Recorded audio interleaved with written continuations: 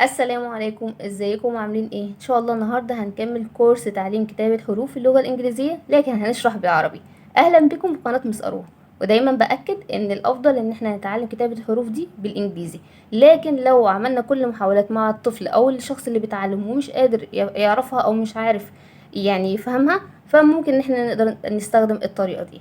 وصلنا النهارده لحرف الام والان. هنبدأ الاول بالام، بالكابيتال ام. بكل بساطة هنقول اطلع الجبل اطلع، وانزل جري انزل، واطلع تاني اطلع، وانزل جري انزل. تاني، اطلع الجبل اطلع، وانزل جري انزل، واطلع تاني اطلع، وانزل جري انزل.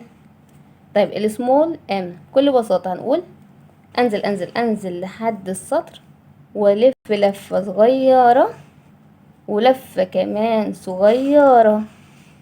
تاني، انزل انزل انزل لحد السطر، والف لفة صغيرة، ولفة كمان صغيرة. طيب حرف الان بكل بساطة الكابيتال هي شبه شوية الام، ممكن نقول انها شبهها بس باختلاف بسيط. هنقول له اطلع الجبل اطلع، وانزل تاني انزل، واطلع مرة واحدة. تاني، اطلع الجبل اطلع، وانزل انزل انزل، واطلع مرة واحدة.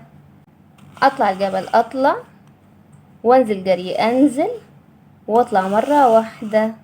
طب السمول ان بكل بساطة هنقول انزل انزل انزل لحد السطر، واعمل قبة صغيرة.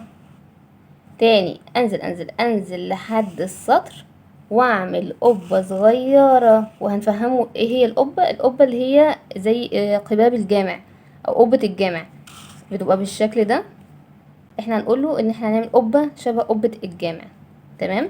ودي كانت حلقتنا النهاردة. لو عجبتكم لايك وشير واشتراك. اشوفكم على خير، والسلام عليكم ورحمة الله وبركاته.